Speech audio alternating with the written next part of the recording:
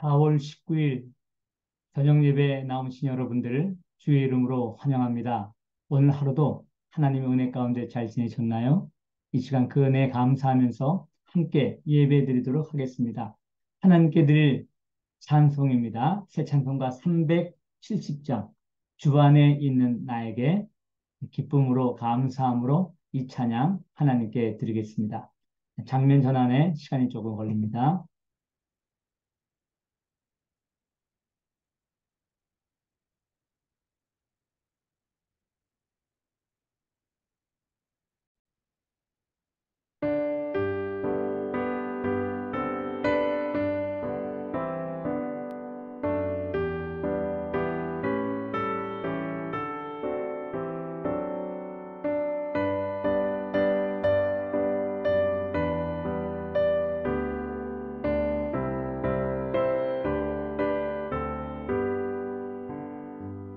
주 안에 있는 나에게 난 근심이 있으랴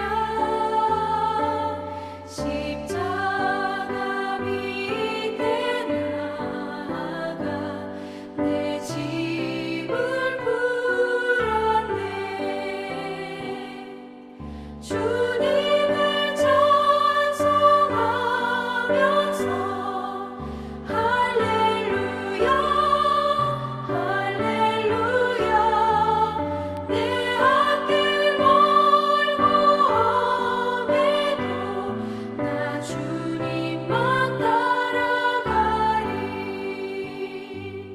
그 두려움이 변하여 내 기도 되었고 전날의 한숨 변하여 내 노래 되었네 주님을 찬송하면서 할렐루야 할렐루야 내 앞길 멀고 험해도 나 주님만 따라가리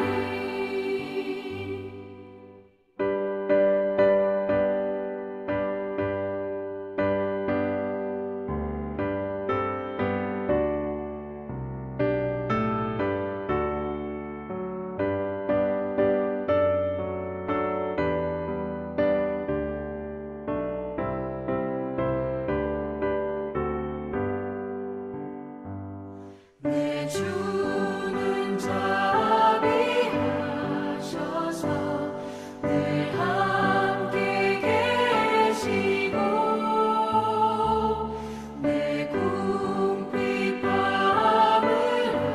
아시고 늘 채워주시네 주님을 찬송하면서 할렐루야 할렐루야 내 앞길 멀고 험해도 나 주님만 따라가리 내 주와 맺은 언약은 영불변하시니 그 나라 가기까지는 늘 보호하시네 주님을 찬송하면서 할렐루야 할렐루야 내 앞길 멀고 험해도 나 주님만 따라가리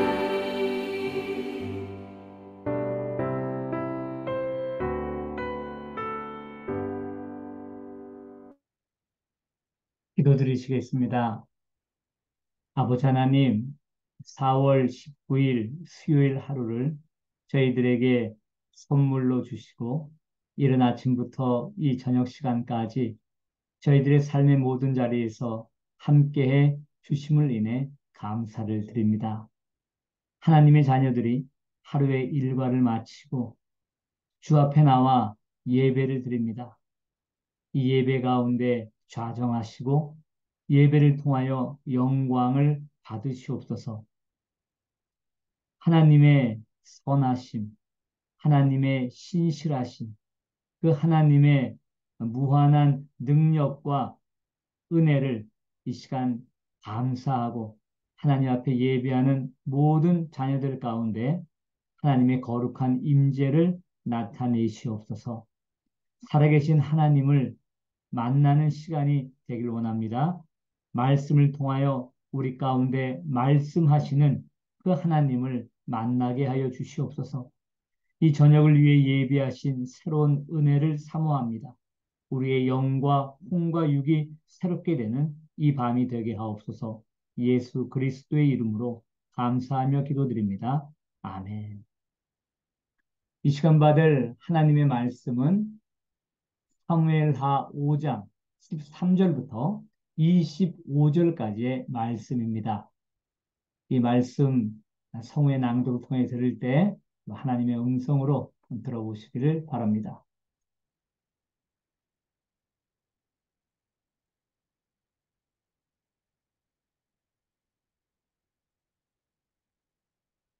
다윗이 헤브론에서 올라온 후에 예루살렘에서 처첩들을 더 두었으므로 아들과 딸들이 또 다윗에게서 나니 예루살렘에서 그에게서 난 자들의 이름은 삼무아와 소각과 나단과 솔로몬과 이팔과 엘리수아와 네벡과 야비아와 엘리사마와 엘리아다와 엘리벨렛이었더라.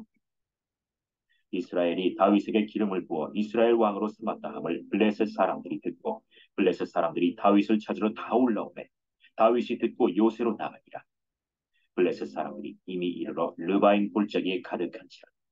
다윗이 여호와께 여쭈어 이르되 내가 블레셋 사람에게로 올라가리이까 여호와께서 그들을 내 손에 넘기시겠나이까.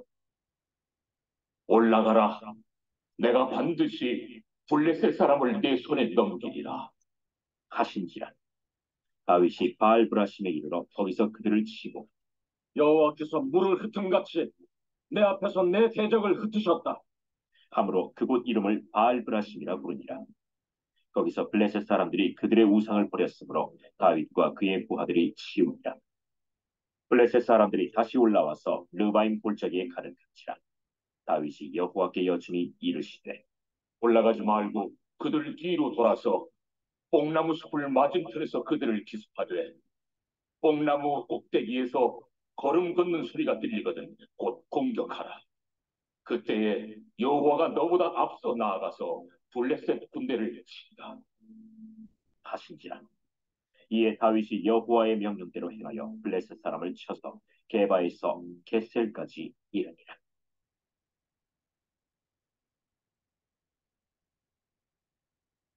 이 시간 우리가 받은 사무엘하 5장 13절부터 25절까지의 말씀은 크게 두 가지로 나눠져 있습니다. 하나는 다윗의 가정, 그러니까 왕실이 되는 거죠. 그것이 얼만큼 번성했는가. 지난번에는 헤브론에서 낳은 다윗의 아들들이 기록이 돼 있었는데 오늘은 예루살렘에서 낳은 아들들이 기록되어 있고요. 그리고 나서 두 번에 걸친 블레셋과의 전쟁이 기록되어 있습니다. 오늘 비록 길지 않은 말씀이지만은 또 우리 삶 가운데 적용할 귀한 교훈들이 있습니다. 조금 더 구체적으로 말씀을 살펴보겠습니다.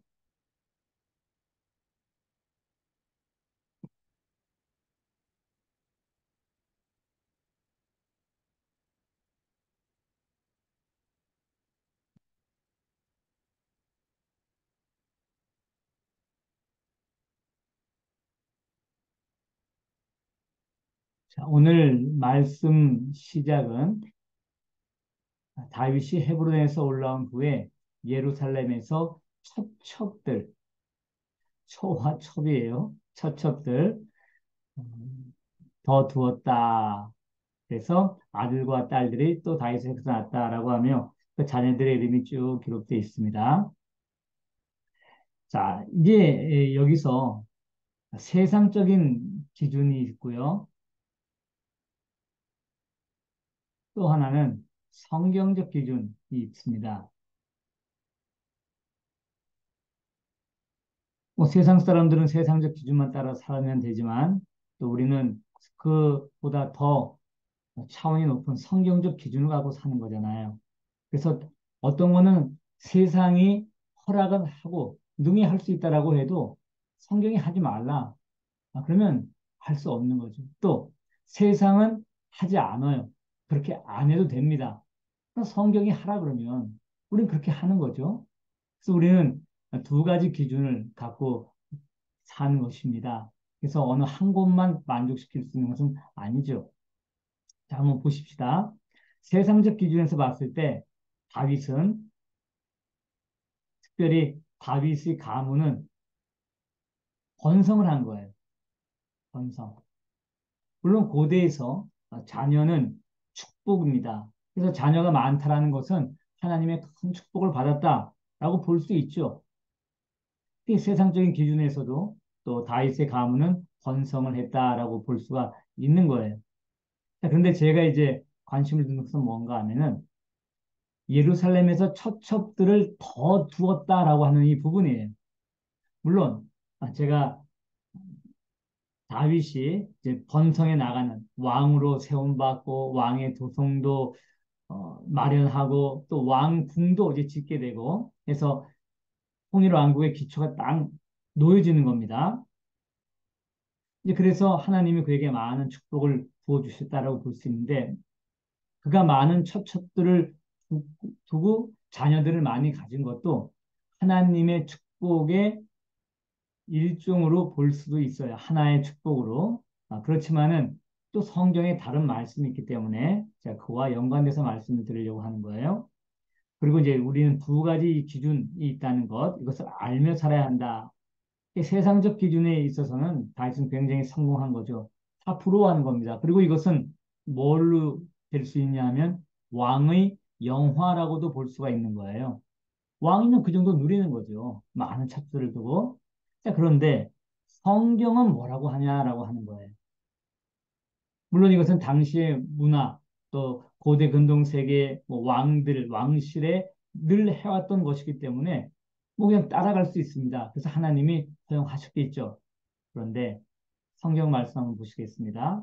신명기 17장 17절에 물론 이것은 그 앞뒤로 더 왕에 대한 내용이 있어요. 왕을 세울 때 너희는 이방인 가운데 왕을 세우지 말고 너희 형제 가운데 왕을 세우라 라고 하는 말씀이 있는 것입니다. 그리고 거기에 또 어떤 말씀이 있냐 하면 그에게 아내를 많이 두어 그의 마음이 미혹되게 하지 말 것이며 아내에 대한 내용이 나오고요. 자기를 위하여 은금을 많이 쌓지 말라. 원래 우리가 창세기 2장 말씀 보시면은 한 남자와 한 여자가 만나 가정을 이루는 거잖아요. 그래서 일부 일처제가 지금까지 진행되어 온 인류 역사를 봤을 때 가장 가정을 안정되게 꾸릴 수 있는 방법이 되는 것이고요. 또 그것은 성경이 어느 사람들에게 가르치는 거예요. 자, 그런데 당시의 문화가 있기 때문에 하나님이 어느 정도는 허용을 하셨어요. 그래서 아내를 많이 두어라는 말을 합니다. 많이 두어. 그건 하지 말라는 얘기. 그러나 어느 정도 두는 거는 하나님이 허용까지는 하시는 거예요. 자, 그래서 여기서 이제 알아야 될 것은 뭔가 하면 하나님은 왕이라고 해서 하나님이 주신 축복을 그냥 마음껏 누리고 그냥 모든 것들을 최고로 자기를 위해서 사용하면서 그렇게 이제 살아가는 것을 원치 않으셨어요. 그건 이방 왕들입니다. 그래서 은금조차도 많이 쌓지 말게 하고요. 마병도 많이 주지 말게 했습니다. 이유는 뭘까요? 하나님을 의지하라는 얘기고요. 그리고 백성의 목자로서 백성을 다스리는데 초점을 맞추라 하는 얘기입니다. 네 부귀 영화를 누리는데 초점 맞추지 말라 하는 얘기죠. 그래서 이제 아내를 많이 두지 말라라고 한 겁니다. 자, 다시 오늘 본문으로 말씀 들어간다면 결국 어떻게 되는 건가요? 이건 아내를 많이 두지 말라고 했어요. 아내를 많이 두지 말라. 다윗이 둔 처첩이 얼만큼 많이 뒀는가? 이 하나님의 기준에 이것은 넘어갔는가? 잘은 모르겠어요. 그러나 분명한 것은 나중에 그는 이 처첩들을 통해 낳은 자녀들 때문에 엄청난 고통을, 피눈물을 흘리게 되고요. 다윗의 가정에 피반이 옵니다. 물론 이것만 문제가 된 건 아니에요. 그가 범한 죄와 이것이 연관되었다라고 하는 것입니다. 그래서 그 가정에는 피바람이 몰아쳤다. 특별히 자녀들로 말미암아 피바람이 몰아치게 된다라고 하는 것이죠. 그래서 우리가 이 땅 살아갈 때 세상적인 기준 무시하지 못하죠. 그러나 더 높은 기준인 성경적 기준을 우리는 갖고 있다라고 하는 것 잊지 말고요. 거기에 우리는 초점을 맞춰야 된다라고 하는 것입니다. 자, 말씀 계속해서 한번 보겠습니다. 자, 이제 이렇게 다윗이 뭐 외적으로 봤을 때 도성도 마련하고 왕궁도 짓고 또 가문도 번창하게 되는 거예요. 점점점 기틀을 이제 잡아가는 거지 않습니까? 그럼 여기에 있어서 가장 위협을 느꼈던 사람들은 누구일까? 그게 이제 오늘 본문에 등장하는 거예요. 그 사람들은 바로 블레셋 사람들이었다라고 하는 것입니다. 자, 왜 블레셋 사람들은 다윗이 이스라엘이 다윗에게 기름 부어 이스라엘 왕으로 삼았다 했을 때 다윗이 이스라엘의 왕이 되었을 때 전쟁을 시작했을까요? 아니, 이왕이면은 이스라엘이 갈등 가운데 있을 때 이스라엘과 유다가 갈등 가운데 있을 때 그때 침략했으면은 좀 더 효과적이지 않았을까? 왜 그랬을까요? 그럼 블레셋 같은 경우에는 자기네들이 적절한 수준으로 통제할 수 있고 또 자기네가 유익을 얻을 수 있다면 굳이 전쟁을 일을 필요가 없는 것입니다. 다윗이 왕이 되기 전에 다윗은 헤브론만 지켰죠. 헤브론. 헤브론에서 유다의 왕이었어요. 유다의 왕으로 임명됐어요. 그때도 블레셋 사람은 공격 안 했어요. 왜요? 그때는 바로 이스보셋이 있었거든요. 사울 왕가의 아들이었던 이스보셋이 있으니까 서로 대치하고 있었던 거예요. 그러니까 어떤 균형이 있는 거고 자기네한테 해를 끼칠 만한 세력이 못 되는 거예요. 유다 해봤자 얼마 안 되거든요. 그리고 이 덩치는 컸지만 이스보셋은 자기네들에게 위협이 안 되는 거고요. 그리고 둘이 긴장이 있으니까 이것만 잘 다스리면은 자기네들은 어려움이 없어요. 그리고 필요할 때 자기네들이 공격할 수도 있는 거고 뭘 요구할 수 있는 것이죠. 그런데 이 나라가 통일이 돼버린 거예요. 그러니까 이 사람들은 이건 문제가 될 수 있다. 앞으로 우리에게 해를 끼칠 수 있겠다. 점점점 자라나고 우리와 견줄 수 있는 세력이 될 수도 있다라고 하니까는 차라리 그러면 지금이 적기다. 이스라엘이 이제 막 서로 합쳐갖고 한 왕 다윗을 중심으로 뭉쳤는데 더 크기 전에 지금 공격하는 것이 낫겠다라고 해서 이제 드디어 블레셋 사람들이 공격을 시작한 거예요. 그래서 다윗이 듣고 요새로 나갔다라고 얘기를 하는 거고요. 그때 이르러 르바임 골짜기에 가득했다라고 하는 것입니다. 참고로 지도를 잠깐 보고 돌아오겠습니다. 아, 왼쪽에 있는 지도가 너무 작아요. 여러분들이 보시기가 쉽지는 않지만 이쪽 땅이 블레셋 땅입니다. 이쪽 전체가 블레셋 땅이에요. 해안 평야를 중심으로 해서 그리고 여기가 이제 해안 평야를 중심으로 한 블레셋 지역이라 그러면 이건 산지고요. 전체가 산지고 산지와 해안평야 사이에 시펠라라는 구릉 지역이 있어요. 자, 여기 이제 너무 작아서 안 보실 텐데 여기가 예루살렘이 되는 겁니다. 여기 베들레헴이 되고요. 거기에 이렇게 예루살렘으로 친다 그러면은 서쪽이면서 남쪽, 남서쪽으로 해서 이렇게 골짜기가 형성이 돼 있어요. 그게 바로 르바임 골짜기입니다. 그걸 조금 크게 한 게 여기인데요. 글자가 너무 작아갖고 여러분들이 보시기가 쉽지가 않습니다. 그래서 제가 다른 지도를 하나 갖고 왔어요. 여기 보시면 블레셋이 르바임 골짜기로 이렇게 좀 들어왔다라고 하는 것을 보여주는 것입니다. 그러므로 이것은 예루살렘에서 굉장히 가까운 거예요. 이스라엘로 친다면 아주 어, 자기네 심장 나라의 심장이라고 할까요? 거기에 가까이 아주 굉장히 근접하게 위협적으로 들어와 있는 형태다라고 할 수가 있는 것입니다. 자, 이제 그렇게 해서 다윗하고 이제 대치가 되는데요. 흥미있는 것, 이 블레셋과의 1차 전쟁입니다. 여기에서 다윗이 한 행동이에요. 그래서 뭔가 하면 여호와께 여쭙는 것이었어요. 여호와께 여쭈는 방법은 하나님 어떻게 이거 해야 됩니까? 이거 좀 알려주십시오. 뭐 그렇게 직접 물어볼 수 있는 거고요. 또 당시에 했던 것 가운데 하나는 제사장의 에봇을 갖고 와서 그걸 통해서 하나님 뜻을 아는 거예요. 우림과 둠빔이라는 것을 통해 판결 형태에 있는 것을 통해서 하나님께 의사를 물어보는 것이죠.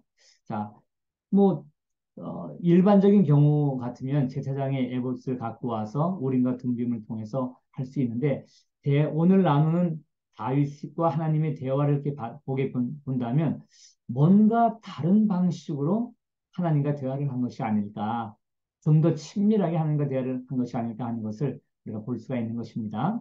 계속 보겠습니다. 이렇게 물어봐요.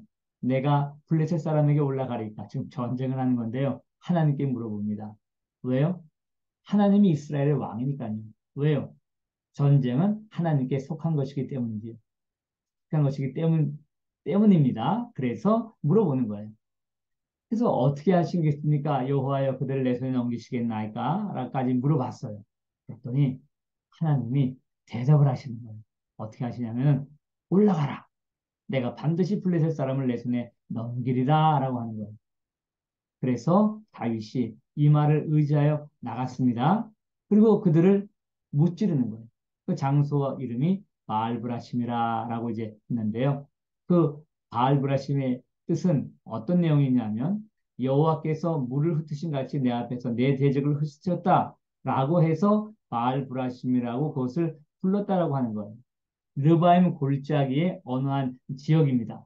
이미 우리가 지도에서 본 것처럼 예루살렘 쪽 서쪽 방면으로 봤을 때 또 남서쪽으로 해서는 르바임 골짜기가 쭉 형성이 되는데 거기에 한 지점의 전투에서 하나님의 도우심으로 아주 물을 흩으시지 흐트러트리듯 그렇게 쉽게 전쟁에서 승리를 거두게 된 것입니다.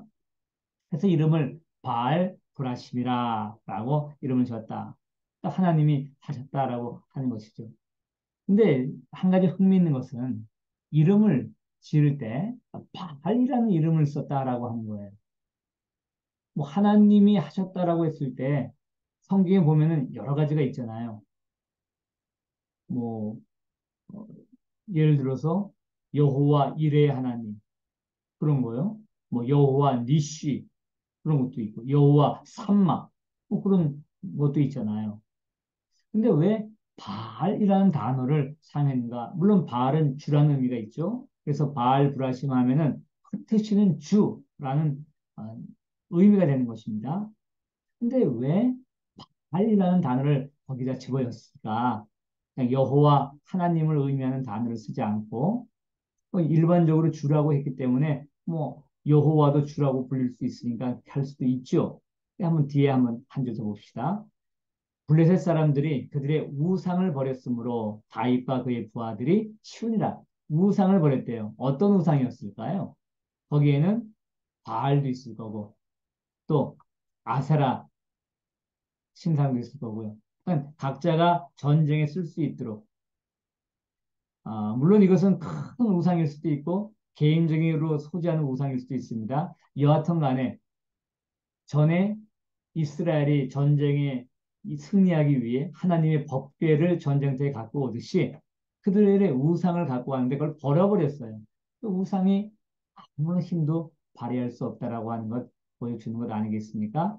이것까지 본 다음에 다시 올라간다 그러면 이 바알 브라심이라고 이름을 정하는 데 있어서는 조금 더 다른 의미가 있지 않을까를 추측을 해볼 수가 있는 거예요. 그건 제가 한번 추측해 보는 것입니다.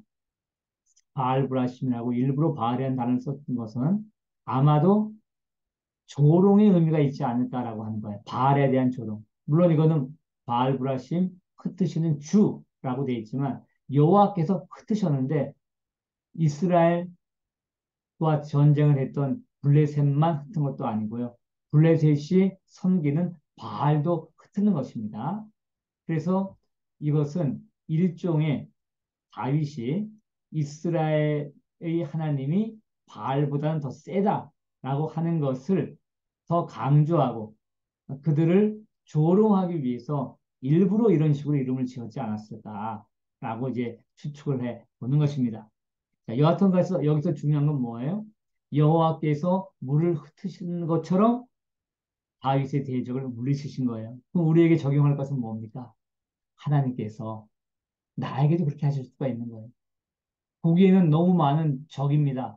보기에는 너무나 강한 상대예요. 나는 어떻게 할 수가 없어요. 그런데 바알브라심, 흩으시는 주가 되는 그 하나님께서 나를 위해서, 하나님의 자녀를 위해서 동일한 역사를 행하실 수가 있다라고 하는 것입니다.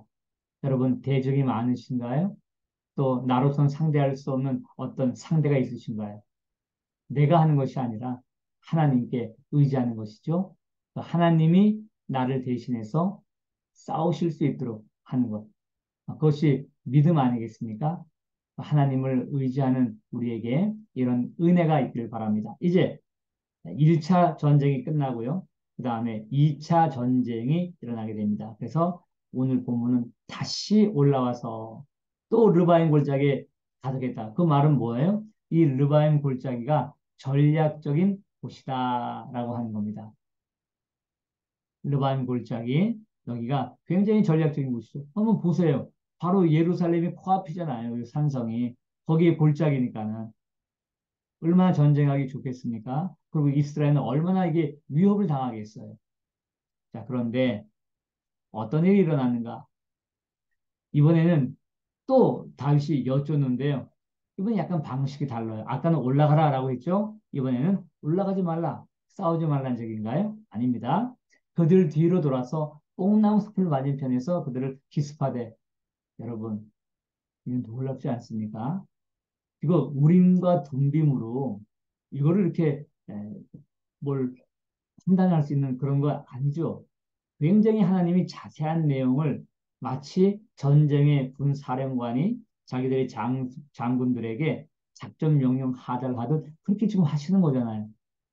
그러니까 이게 다윗과 얼마나 하나님이 친밀한 관계를 갖고 계시면서 그를 돕는지를 볼 수가 있는 것입니다.